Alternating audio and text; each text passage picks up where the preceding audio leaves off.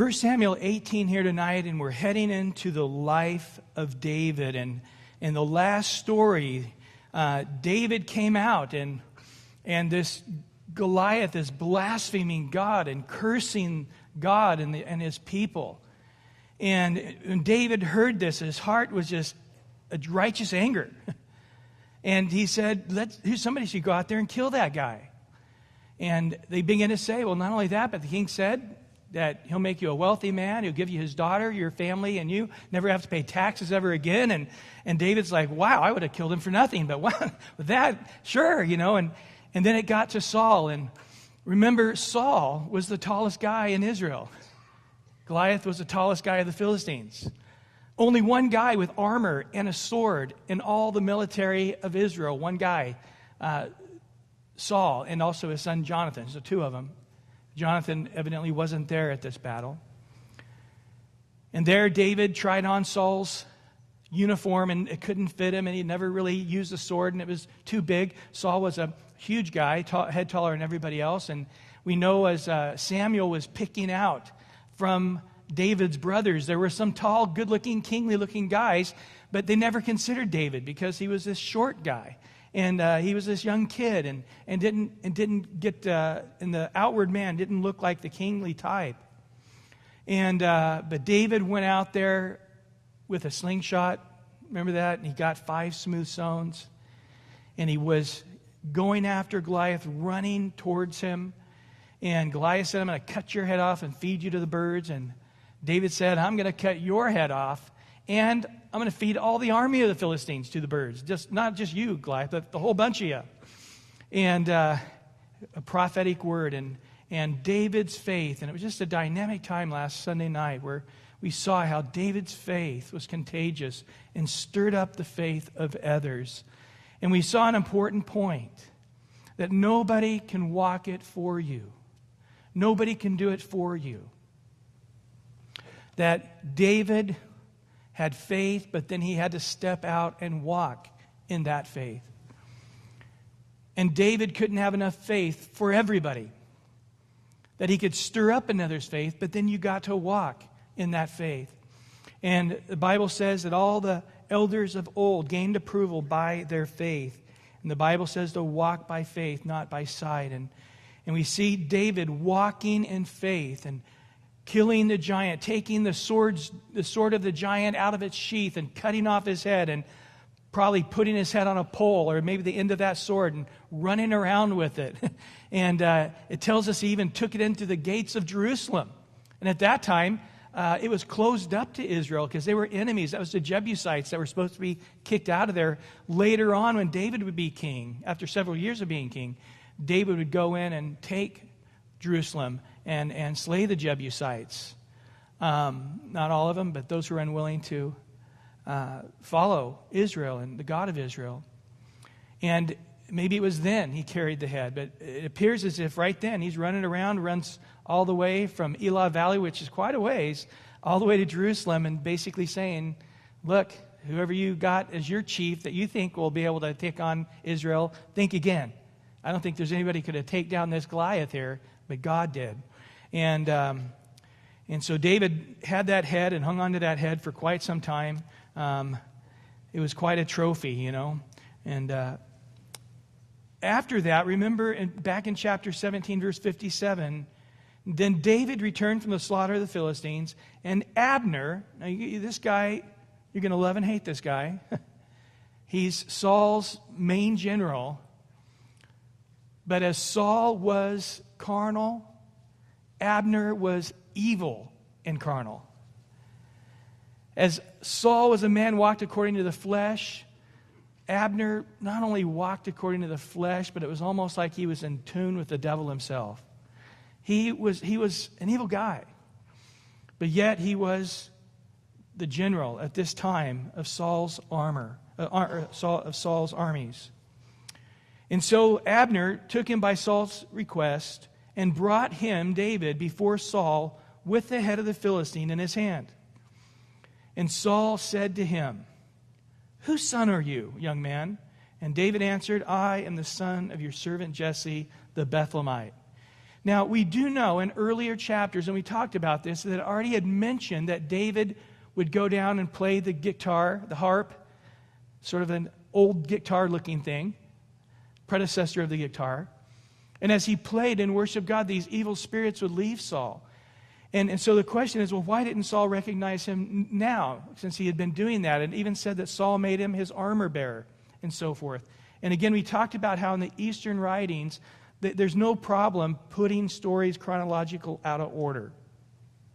They put them in order of significance to get that piece of information out to you when they think you need that information.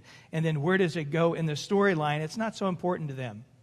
So it's very possible that David did not start playing the harp or his prehistoric guitar for Saul until even after the Goliath incident. It's a possibility. It's also possible that Saul, again, just, he's some shepherd boy and just didn't, he's really a nobody. He's just a little shepherd boy, played a musical instrument, didn't really think much about him. But then eventually he did, because he said, I love David and want him to stay here and want him to be his armor bearer. So when did all that happen? I think it all happened after this day. And in chapter 18, verse 1 here now when he had finished speaking to Saul. So Saul began to say, who are you? What is with you? What makes you tick? Tell me your history. How is it you have such a heart of faith? Now, what was it you told me? You had killed a lion and a bear? Why, the sheep was in its mouth. You grabbed it by its beard as a little boy and you killed it? And it was quite an extensive time of David sharing his heart and sharing his faith and sharing his love of just being out with the sheep and worshiping God under the stars. And some of the Psalms we had were no doubt written by David as a very young boy. And there just began to share this relationship he had with the God of Abraham, Isaac, and Jacob, that he believed that this God loved him. He had a friendship with this God, and that through this God he could do anything. It was just a sermon, if you would, from David. It was just him sharing his heart as we read through the Psalms, as David shares his heart. And we just say, I love this guy who's writing this. And of course we know it's the Holy Spirit that's inspiring him. And we're just in love with his God as he presents him. So after he had finished speaking to Saul, that notice here, verse 1, the soul of Jonathan was knit to the soul of David, and Jonathan loved him as his own soul. So Jonathan is kicking back and he's listening. Now some say, well, why didn't Jonathan go out and fight Goliath? Guys, I honestly believe if he had been there at the battle, he would have. He had that kind of faith. Remember earlier what had happened in chapter 14. The armies of Saul went from hundreds of thousands, like 360,000 people, down to 600 as the Philistine army kept growing as the sand of the sea. And Jonathan saw his dad Saul just freaking out and stressing out and couldn't imagine how they could have victory. And then he says, well, let's give a sacrifice. It's only the priests are to do, and just radically sinned against God. Where was Jonathan? Jonathan said, as he was there in the night watches, just began to stir up his heart in faith, just saying, God can win this battle without anybody. He could just do it himself.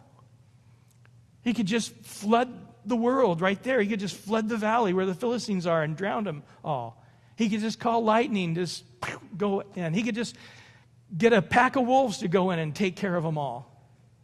Remember how he brought manna out of heaven? Remember how he caused the wind to blow and the quail began to stack up several feet high for the children of Israel to have meat? And Moses said, how can you get meat in the wilderness? Are we going to go fishing? There's no water. And by the way, wouldn't it take just about all the fish in the ocean to take care of the 3 million plus people? And then how would you even get them here? And he's just saying it's impossible. And God just started to win. And by the evening, they had more meat than they could eat. And Jonathan was just stirring up his heart. And he said, God, you can do this with nobody, or with one man, or with a whole army, it's irrelevant. How do you want to do this? And Jonathan just said, I want to believe God that he'll do it with me. And he begins to share with his armor bearer this crazy idea. And his armor bearer said, hey, I'm one with you, Jonathan. Wherever you go, I'm going with you. And they're marching over to the Philistine land, and they're getting closer, and then the reality sort of sets in. It goes from the idea to reality. And he said, we might be being presumptuous here. Okay? This may not be the Lord. And if this isn't the Lord's will, and we're trying to force God to do something that's out of his will at this time, then we're not walking in a way that's pleasing God. We're just being immature in our thinking, presumptuous in our thinking. And so, is this God's will? Remember, Gideon found God's will by the fleece being wet and the ground being dry, and then the opposite, and God worked with him. And so Jonathan, again, the Holy Spirit's not in them at this time. Jesus Christ had not died and rose again. And so he says, well, I'm going to yell at those guys, and if they say, wait till a minute, and we're going to come down to you guys, then we're going to get back. But if they say to us, you come up here, and we'll show you a thing or two, that's our sign that God's going to give us victory. And sure enough, that's what they said. And Jonathan, his armor bearer, began sliding up this rock, a steep rock, trying to climb up, and a difficult thing. They finally get up to the Philistines, and they began to die. They began this great historic battle where just within an acre, 22,000 Philistines were dead within a minute between Jonathan and his armor bearer. And then all of Israel hears the clanging and says, what's going on? It's early in the morning, and they look and they go, Jonathan's fighting all the Philistines by himself. And the whole army's like sand of the sea. They're all leaving, running as fast as they can away. Now we come to David and Goliath's story. Guys, very, very similar. David goes down and kills Goliath, and the Philistines start running. And this time, they're able to run all the way deep, deep, deep into the Philistine territory.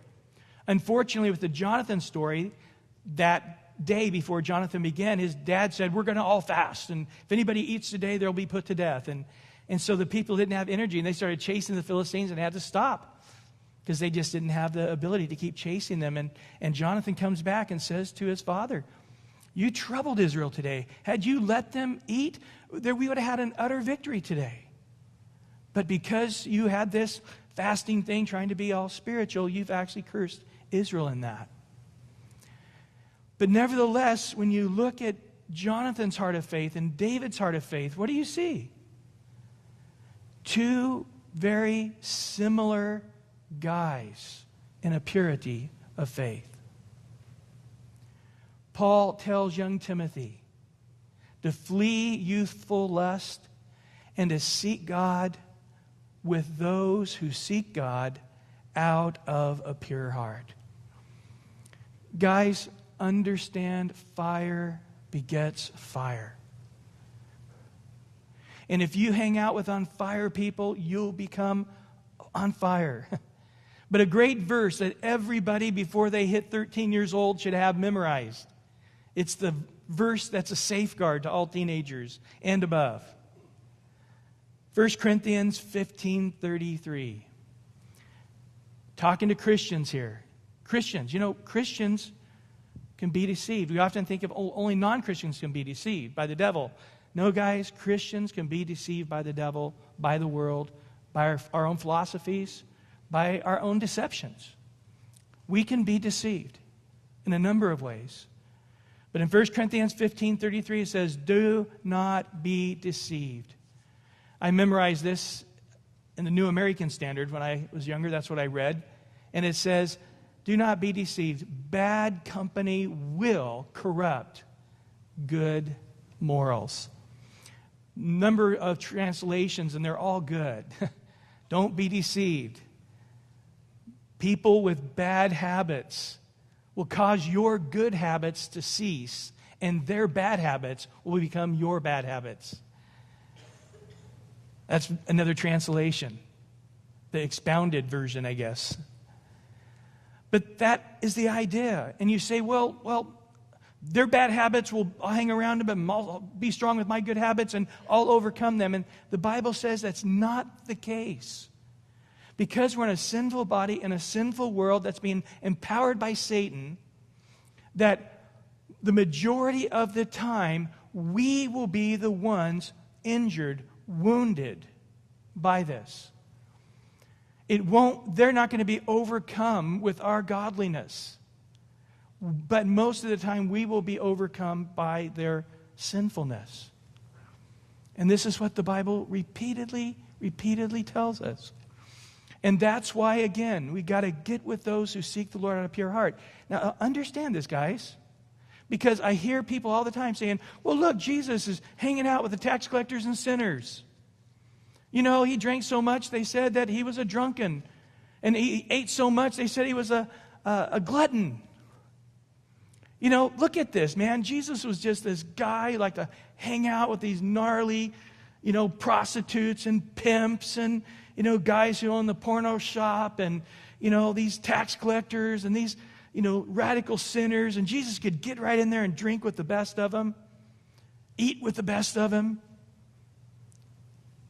And it comforts them with that picture of Jesus being this guy that's 300 pounds with a big giant turkey leg in this hand and, a big giant bottle of wine in this hand and, and Jesus walking around going, man, we're free, we have liberty. And that's often the picture they want to see out of the Gospels. Number one, guys, just because they accused him of being a drunken and a glutton doesn't mean he was. Remember, they also accused him of having a demon. Matter of fact, he had the master demon of Galilee area. But I've heard people say, well, they wouldn't say he was a drunkard if he didn't drink probably a lot. Maybe, I don't think he ever got drunk, but I also think he drank a lot. And I'm sure there was something about him being a glutton. I mean, he probably ate a lot, more than others, and that's why they said that. Well, what about the demon thing? Well, he had a little bit of demon in him. I mean, I'm sure there was a little truth in there. Must have been some kind of demon that possessed him, but not like overpowered him and ran his life. Can you believe that? No, guys. Jesus says on this Sermon on the Mount that people are going to just say absolute lies about you with no truth to it, and it's going to injure you, it's going to hurt you, but understand they did this to every man of God, every prophet of God throughout history. And just rejoice that you're being persecuted. And this is where Satan loves to just take somebody in a godly characteristic like Moses. The Bible says he was the meekest man on earth. And he stirs up all the children of Israel to hate Moses about what? About him being prideful and arrogant and lording it over them. It couldn't have been more opposite from the truth. But Satan's just laughing, going, look, I can get all these millions of people who Moses has sacrificed his life for and just turn them against Moses because I'm Satan and I can mess with their puny little brains and I can puppet their leaders and get them all stirred up. And here they're coming and Moses just goes before God and just says, God, you know not a word of this is true. I've never, ever, for even a second, acted like king over them. Not for a second did I take anything from them. Not one donkey did I ever take from them. But yet, everything they were accusing, it was an out-and-out lie, not a shred of truth to it. And so, again, guys, don't be deceived. Bad company, not maybe, not might, it will corrupt good morals. And so when I find people who say, oh, I've got this boyfriend or this girlfriend, and I ask them, do they love the Lord with all their heart, mind, soul, and strength? And if their answer is, yeah, he believes he's a Christian, dump them. I don't need to know anything else. It's just nothing but heartache for you. You want them to love God more than you. You want to be chasing after them and them chasing after you as you're both chasing after Jesus. I'm just hoping to keep up with this girlfriend or this boyfriend because their love for God is so great and they're wanting to read the Bible so much and pray and witness. I'm just being, boy, it's stretching me as a Christian walking and being with them. That's what you want, guys. You do not want to enter into a marriage where you're trying to every week talk the husband into going to church. Please, it's good for the kids. It's a bad example when you stay home. Please, come on. And dragging them to, no, let's pray. Let's read the Bible. And you spend 30 years trying to drag them along.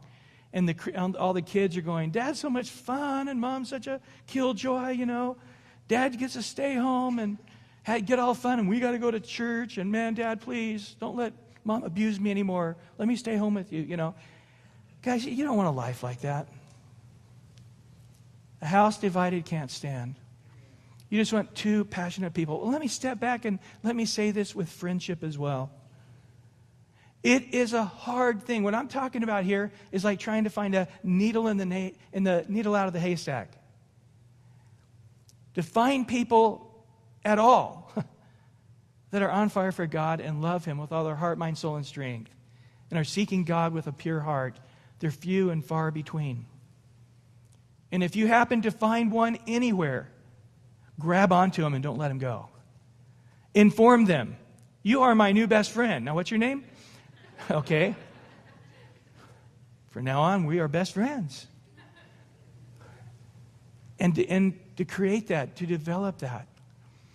And guys, you got to understand, this is an important thing that soon as Jonathan saw that David's soul was like his soul, that Jonathan, his part, knitted himself to David. You guys knitting in there, right? It always amazes me how gals can just knit anything in there. They're knitting away and, are you hungry, honey? Yeah, here's a hamburger. 10 minutes later, their hamburger's in the middle of their, I got to unweave that so I can get to my hamburger. And they just sew any old thing in there. He just weaved his self into David's life, and the pattern now is David's life and his life. The strings are being patterned together from this point forward, knitting together. Now, I would like just to say a few things about friendship. Friendship it's very complicated. And it's very hard. And it will have as many curses as it does blessings. If you are close to somebody, they have the power to hurt you like nobody else. And so you need to understand that in friendship, it's going to be work. And it's going to be hurtful and painful and disappointing. And a lot of times you'll have expectations that the other person doesn't meet or can't meet. And even though you've told them 20 times over 20 years, they still haven't gotten it. And if you want friends, guys, you've got to just be a person full of grace and mercy and kindness and gentleness. And if you, for a minute, start judging them or condemning them or get upset about what they are not, you'll just start killing that relationship. There's a great handout that we give to our leaders. It comes from Francis Schaeffer's book called No Little People. And one of the chapters in this book, and if you want it, we can email that chapter to you. Just let us know. Write down your email address on one of the cards and give it to me afterwards. We'll get it to you. But this chapter, it talks about the weaknesses of God's servants, is the title. And in this chapter, he basically says, if you demand all or nothing, you will get nothing. If a wife says to her husband, you be the world's perfect husband, or nothing, you get nothing. If the husband says to the wife, I want you to be the world's perfect wife, or nothing, you'll have nothing. If parents put such pressure on their kids to be perfect, or I don't want you in my life, you will not have them in your life. Or vice versa, the kids demand perfection from parents, you'll have nothing. And the same with friendship. And this is how God is towards us. If God were to say, I am perfect towards you, and let's just ask the question, is God perfect towards us? He is. He's the one person that can be. But yet, can we be perfect towards God? We never can be. Not in this sinful body as it is now. And if Jesus were to say, I want perfect holiness or nothing, He'll get nothing. I want you from this point forward to never sin again or nothing. You're going to get nothing. So how does God view us? God has to view us as saying, yes, I desire relationship. I desire intimacy. I desire fellowship. Jesus wants to do far more than just knitting us together. In John 17, He says, Father, as I'm in you and you are in me, that they be in us and we in them in a perfect unity. Not to those who are just believing now, but those who believe from these guys also, to us to this day. That Jesus wants it such a oneness that you couldn't tell us apart. We'll all look like twins in heaven. We'll look just like Jesus. That's His desire. That's what He's creating. As J. Vernon McGee would say, to be above with the saints of love, oh, that will be glory. But to be below with the saints I know, that's another story. And right now, we're with the saints below. And we have to deal with all their weaknesses, all their selfishness and carnalness and sinfulness and all the little things that irritate us. And guys, you just got to keep flooding grace and mercy and kindness. And guess what will happen? You'll grow and grow and be knitted closer together, even through all the sins, even through all the dumbness and the stupidity and the immaturity at times. And, you know, my poor wife, you know, she'll say, now, Bryan, here's what you ought to do. I go, Cheryl, you have no idea what you're talking about. And 3 weeks later, I'll come and say, honey, I got this amazing idea. And I began to share it. And she said, I told you that 3 weeks ago, word for word. And I'm like, no, you didn't.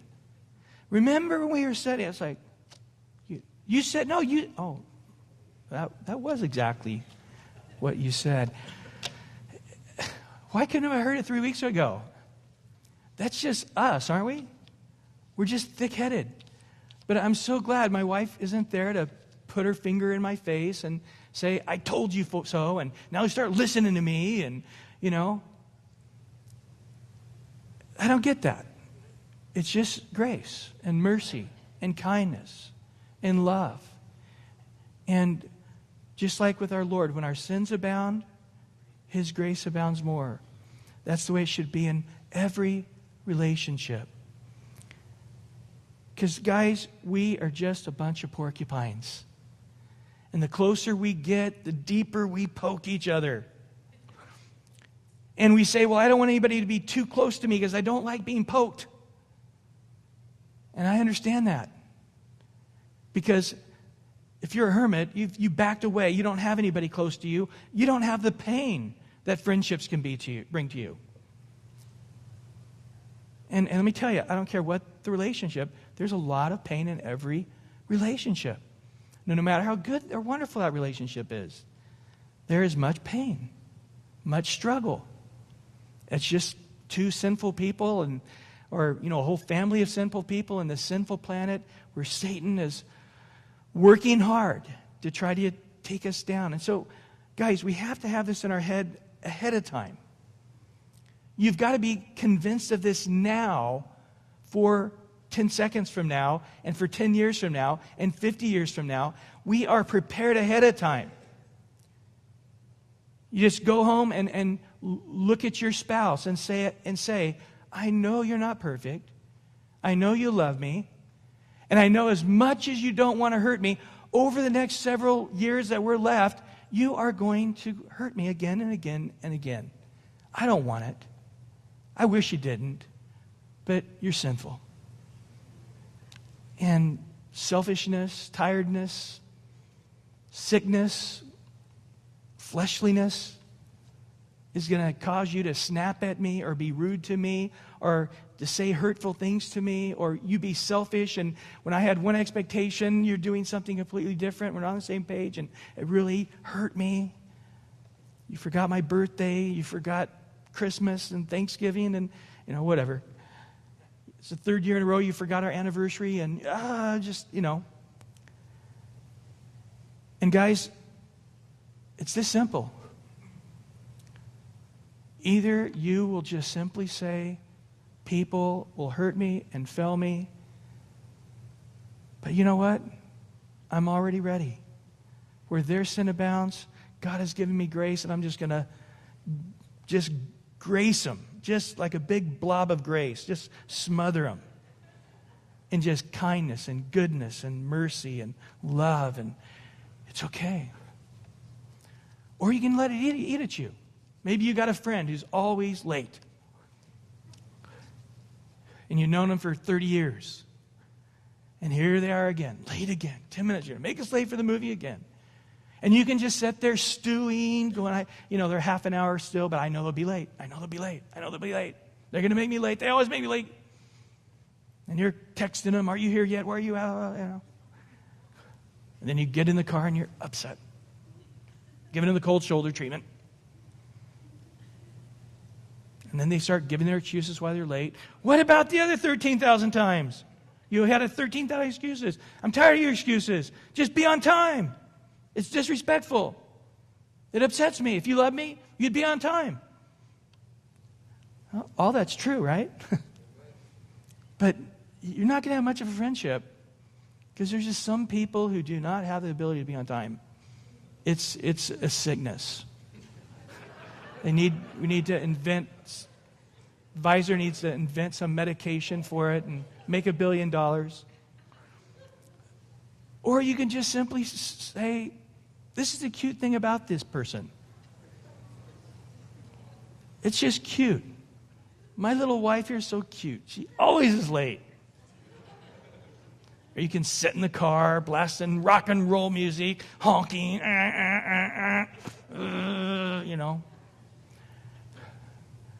Or you can just say, that's the way it is. I don't like it, but I'm just going to kill them with kindness. It's a mentality, guys. And if you want everything or nothing, you get nothing. And when we look at Jonathan and David here, and as we're going to see their relationship, they're making a covenant, a commitment here. It goes on to say there in verse 2, now Saul took him that day. He would not let him go home to his father's house anymore. Wouldn't go back being a little shepherd anymore. But in verse 3, Jonathan and David made a what? A covenant, because he loved him as his own soul. In essence, he said, till death do us part. We have a commitment to one another deeper later, he's going to say, than the wedding vows.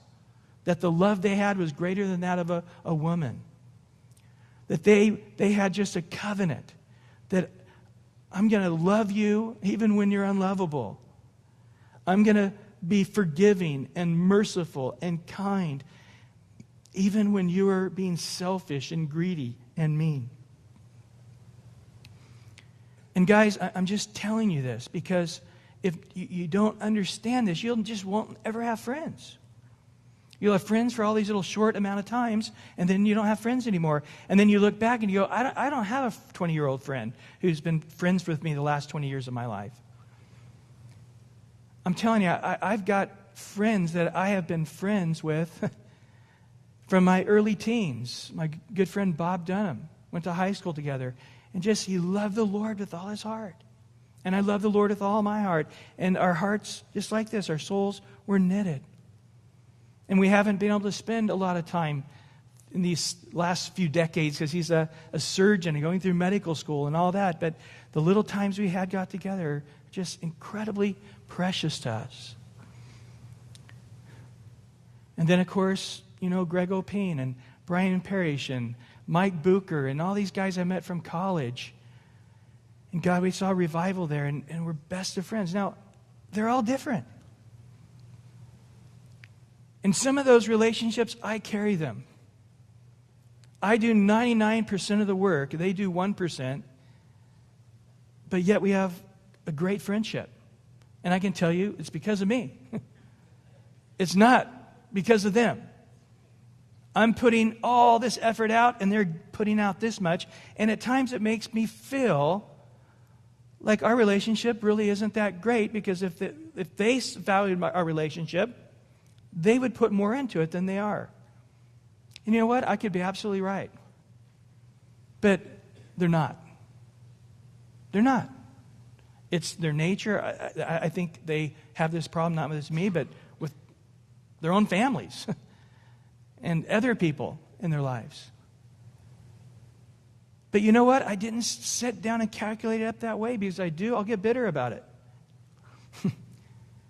But I can't tell you how important it has been in my life to have these guys there. Now, some of them, it's the other way around. They put out 99%, and I put out 1%.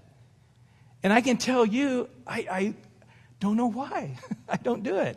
Because I'm very happy to hear from them. I'm more than willing to do anything for them. But they're the one initiating the call rather than me. They're the ones who are working things out to get together, not me. So I know what it's like to be on each side of those relationships. And then I have other relationships, it's like 50-50. But guys, I'm telling you, you cannot be friends with thousands of people. You can have 2 or 3, maybe 4 or 5 close friends, and really not much more than that. Just time won't allow it. And I'm speaking to you, especially you young people, and you older people, understand, speak into the lives of the younger people and help them to have a vision for friendships. When my sons were younger, and they were always at each other, wanting to kill each other and beat each other up, and they're mad at this and mad at that, and he touched my toy, and he lost my whatever, and he hurt and broke this or whatever. I'd get them at that dinner table and say, look, I need to give you a vision. And, I'd give them a vision for our family as it is now. We love the Lord, and God provided this meal. You have God's provision, and your mother is the most wonderful, godly woman, and she cooks well, and she just wants to feed you guys and bless you guys, and you should respect her and honor her and never say one bad word ever about her. I'm the head of the home, and that's a lot of responsibility, but that means I got to raise you up in the Lord. And when you guys don't want to sit down to have family devotions, you're not rejecting me, you're rejecting God. And we're going to do it. If I've got to hog tie you, we're going to do it. And I said, then you're going to get older. And then you're going to be taking these responsibilities on your own. And then there's going to be a day when you guys become adults. And I'm telling you right now, if you don't work right now being best friends, the 3 amigos, the 3 best buddies, you won't have it later when you're in your 20s and your 30s and your 40s. And the proverb says that brothers are given for adversity. When you're young, adversity against one another to cause each other to grow up with tension and realizing tension is not a good place to live. But then later, brother serve adversary to fight against the enemy and the world. And to help them to say over and over again, you know what? Blood is thick. And family is family. And you guys need to continue to create a friendship that will grow. And when you're in your 30s and your 40s and 50s, that friendship will grow deeper and deeper. It's interesting that Jesus chose 3 different groups of brothers to be his apostles. Isn't that pretty radical? That those brothers bound together. And to give them that vision and to tell them, be friends, and explain what friendship is. And so I just want to point out here that I don't think Jonathan had a best friend. I don't think David had a best friend. But where did the foundation of best friendshipness come from? It came from the common denominator of their passion and their submission and their obedience to God. And then from there, they figured out if they both like to play ping pong or not. It wasn't like, Well, what's your favorite color? Blue. Mine too. Boy, you got that in color. You know? You like to hunt? Yeah, me too. Okay. Oh, there we go. We got 10 things in common. You know what, guys? Things come and go with common, those kind of things. You guys got to work at finding things in common. But guys, you saying, the reason I'm on this planet is to serve God and live for God, and that stays steady, then you can, on that foundation, remain best of friends. And God will knit your hearts together as one soul. Boy, you want to read Ecclesiastes. 2 is better than 1, Solomon says. Why? Because 2 can fight the enemy and win, where 1 couldn't. The warmth of 2 bodies together can keep you warm and keep you from dying of frostbite, from hypothermia. 2 can actually do more labor and more work than 1. If you got 2 guys working in sync, there's one giant big piece of wood, not one guy can sort of drag it. 2 guys pick it up and it's light. Put it right in place. You're making cement. You know, if you're trying to make some cement, you pour the bag in, try to stir it up. Oh, got to get some water, do it by yourself. It'd take a long time. You got 2 people who know how to mix cement. It's like they're working as one mind, as if it's one person doing it. And when they can mix that cement, boom, it's done. I saw that in construction. One guy works all day long and doesn't get much done. 2 guys spending the same amount of time in that same thing gets it done in a couple hours. There's a lot of benefits. Ecclesiastes 4, you can look at that. And so they were joined together. And notice their soul, it mentioned this 3 times, their soul, where the will, their submission to God was the same. Their heart of faith was the same. And they sensed right away that there was a love for God and that they each have the same love for God and they love each other with that same love. Well, they made a covenant. We don't know what that covenant was, but as we will see later on, it was a covenant to be faithful to one another until death, that they would have each other's back. Well, in verse 4, so Jonathan, notice this, took off the robe, number 1, that was on him and gave it to David. Number 2, his armor. Even his sword, number 3. And his bow, number 4, and his belt. Now, guys, understand. The robe in this culture told you everything about a person. So if you're walking down and a person has a certain cut of the robe, it'll tell you whether he's wealthy or poor or whether he is from a certain providence. It will tell you by the markings on the coat what child he is out of the family. You remember back in Genesis, Joseph, his father wanted to raise him up, gave him a unique coat, different from his brothers, that was a prophetically saying, God's raising you up above your brothers. And his brothers hated him for that. You go back and just do studies on the robe. Elijah says to Elijah, I want your robe. I want the double power of the portion. He goes, well, you get my robe, then God will answer that prayer. We come to the prodigal son. What's the first thing the dad does? Puts on his robe. What's the first thing we're going to get when we get to heaven? We're going to get Jesus' robe of righteousness. And so in essence, when David now is walking down the street and you see him from the back, you go, oh, there's one of Saul's kids. There's one of the princes. Oh, I can tell from the coat, the cut on the coat, that's his firstborn child, Jonathan. Well, let's go see Jonathan, maybe some kids would say. And they run up and they look and it's not Jonathan, it's David. Now, you got to understand, if somebody had grabbed Jonathan's jacket and started walking around with it, that would be a death penalty in these days. That would be, in essence, you trying to impersonate the king's son. That would be a serious crime. But Jonathan is, in essence, saying who I am, my status. And again, he was the oldest son. He would one day be the king.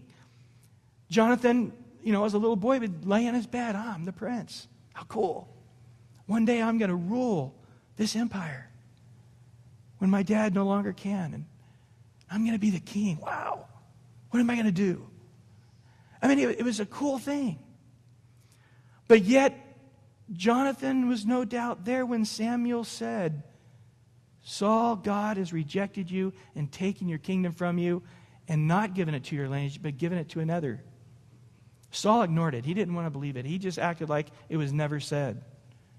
But Jonathan knew, yep, somebody else is going to be king, and it's going to be somebody who has a greater character than Saul, and it's going to be somebody who's going to truly be submitted to God. And so, in essence, he's saying to David, you are the one that God has chosen to be the king after Saul. And I joyfully recognize that. Take my robe.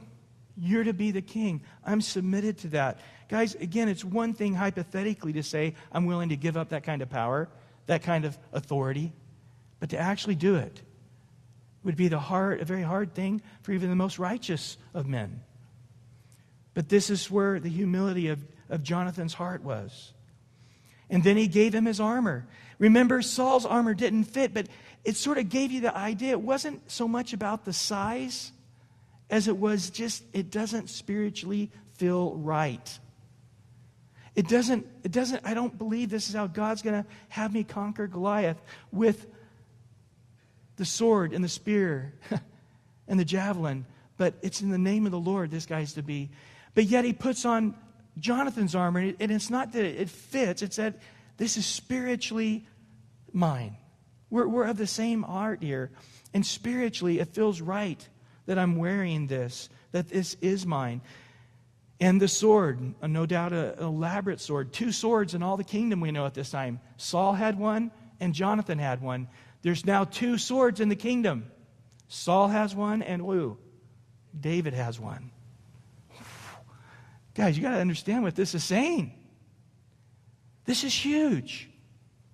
He's saying, you are to stand out in this kingdom of my father Saul, second only to Saul. That is it. You are the one with the armor. You're the one with the sword. You're the one with the bow. And then the belt, again, an elaborate belt showing the crest of arms, making a clear statement that he's a part of the household through marriage of the king. And in essence, when people saw David walking now with all of Jonathan's glory, if you would, all these things would recognize his glory. That he is saying, I want you to give my glory to David. Who, that little shepherd boy from Bethlehem? Yeah. He's the one. He's the one that God has anointed. He's the one that God's raising it up. And I am recognizing it. And I realize what that means. I will decrease. But I don't care. I want him to increase. And guys, understand this. People in leadership often are insecure people, are paranoid people. And they feel they need to fight for their power and try to keep their power. And if anybody challenges their power, off comes the head. And Jonathan is saying, I turn it over. That's a very, very, very hard thing to do for the most righteous of men. But yet he is in the will of God. He's hearing the heart of God.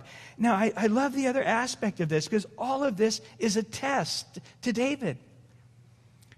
It was God testing David as he related the story of his life to Saul. It's a test with Jonathan saying, you're my best friend. It was a test how he received this robe and this honor. You see, often people have a false humility of saying, well, Jonathan, this is just too great of a present. And, don't quit saying I'm going to be the next king. You don't know that for sure. I don't know that for sure. Well, Samuel did anoint me and said I was going to be king. But, come on. This is your robe. You should wear it. I don't want your dad to get upset. David didn't have any of that false humility, did he? Jonathan said, God spoke to me, you're the next king, and I know Samuel anointed you.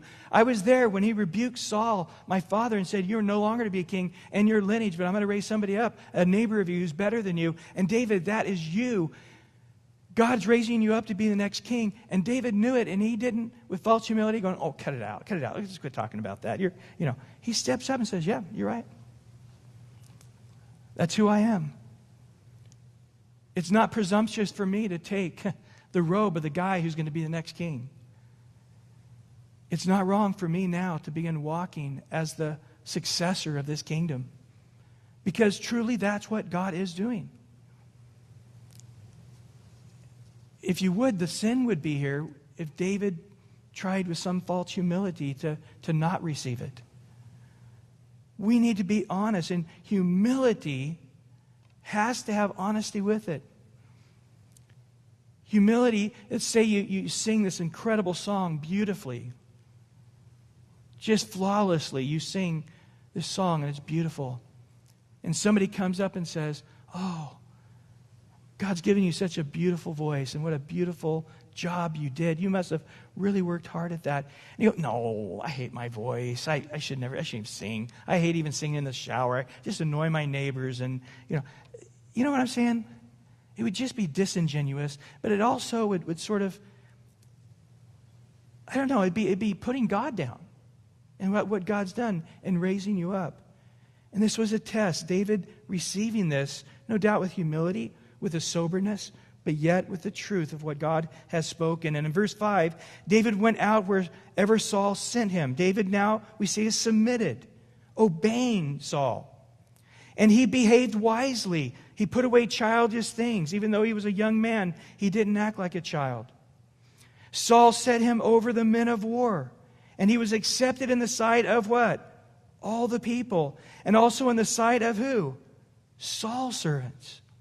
God's raising up David till all the people, all the generals, all the men of war, even Saul's own household, have a great respect for David. Guys, verse 5, you need to mark that, guys. And you need to memorize that, young men. David would later say, Lord, train my hands for war. He would pray that for his own kids. Train their hands for war. And here I would say to you, this is your prayer. Lord, like David, let me be submitted to Saul. And let me tell you, Saul commanded David to do things that David didn't want to do, didn't probably even think was right. But yet he submitted to Saul. A teachable, obedient spirit. We see that he behaved wisely, and that he was a man's man. He was a leader of leaders. And all the people spoke well of him. And even, if you would, his enemy Saul, his own family, loved David over Saul, as we will see. And this is what you want in your life. In the Proverbs, it says, when your ways are right before the Lord, you'll be accepted before God and men. In Luke chapter 2, speaking of Jesus as a young boy, quoting that proverb, it says that Jesus had favor in the sight of God and men. When your ways are pleasing before the Lord, the Bible says in Proverbs, even your enemies come to make peace with you. It's a powerful thing when we have this deep character and it's growing. Paul tells Timothy to let your growth be evident to all. And if you would, verse 5, David's growth was evident to all. And in verse 6, and it happened as they were coming home, when David was returning from the slaughter of the Philistines, then the women had come out of all the cities of Israel. So this is sometime later, no doubt, as he's a general. He's coming from battle, and they're parading through the cities, showing the various things they picked up of the spoils and giving God the glory for the victory. And all the cities, everywhere, they're singing and dancing to meet King Saul with tambourines and with joy and with musical instruments. So everybody's coming out, and they're singing these songs. They got the tambourine. They're having the victory parade. This is all for King Saul. And the women begin to sing this song and to dance for King Saul. Again, they're thinking that they're praising King Saul. Saul is slaying his thousands and David his tens of thousands. Now,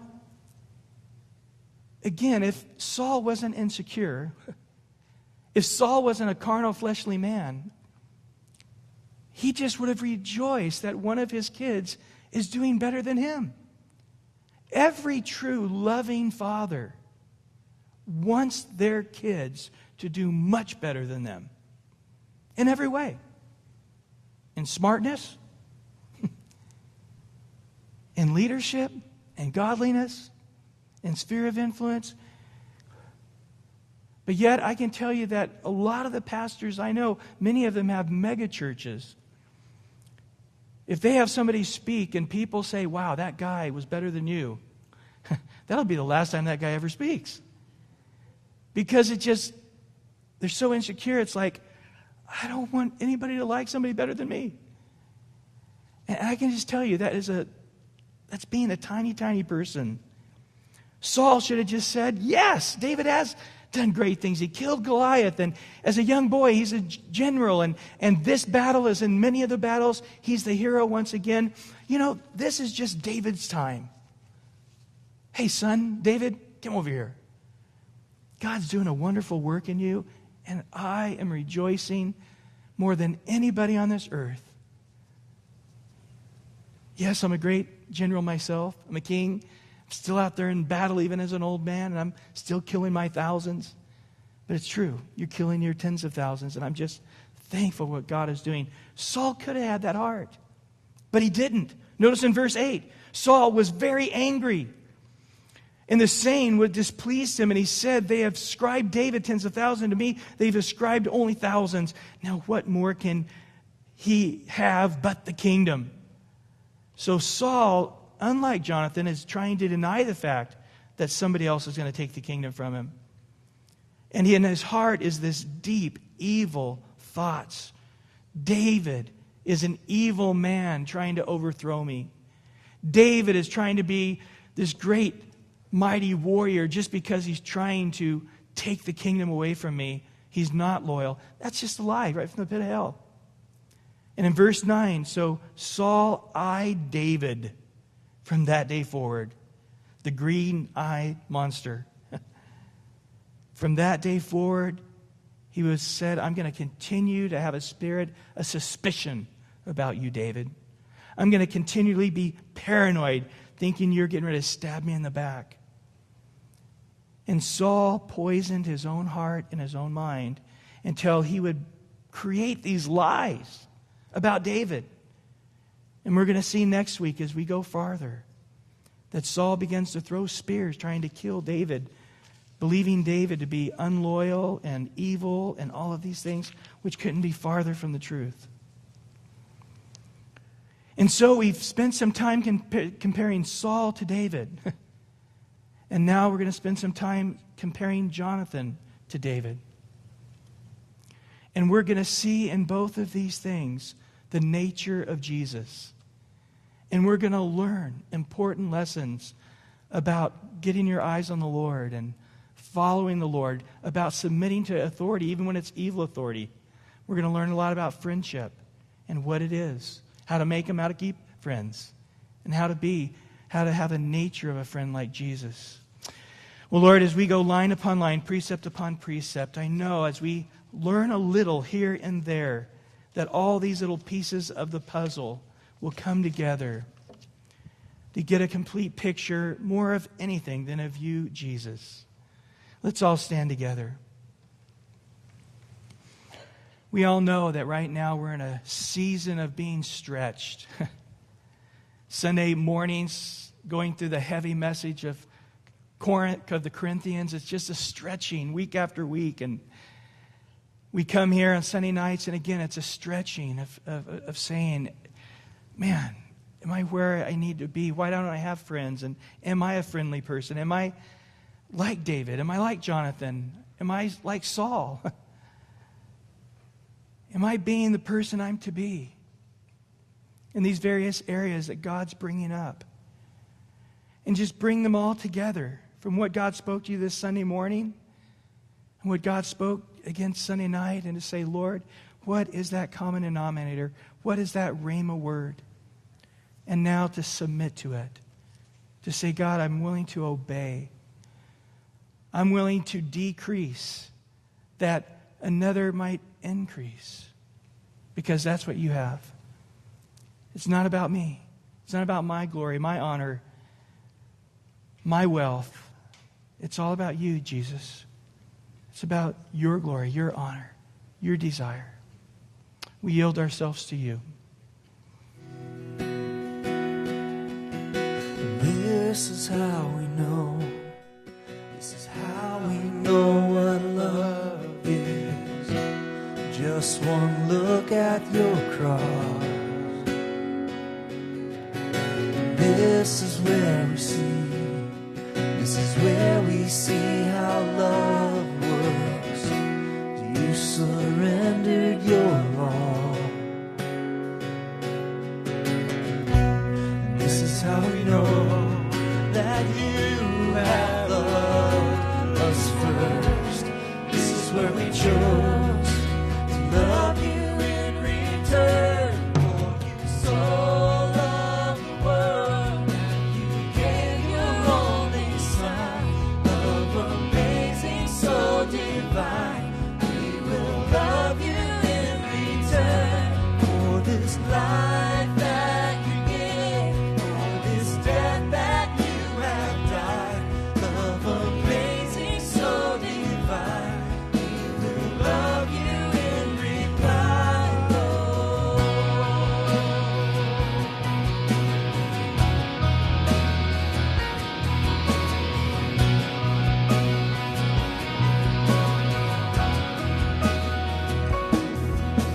Oh, this is how we know. This is how we know what love is. Just one look at your cross. This is where we see. Oh, this is where we see how love works. Where you surrender your all. This is how we know that you have loved us first. This is where we chose to love you in return.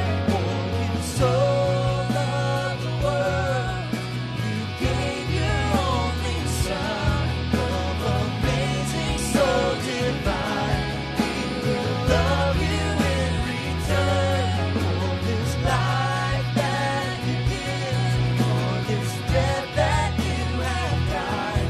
Love amazing, so divine. We will love you in reply, Lord. Our love will be loud. Oh, our love will be strong. Our love should be hands and feet. Serve you in this world. So let it stay true and let it endure. You will be glorified, worship and adored. You so loved the world that you gave your only Son. Love amazing, so divine.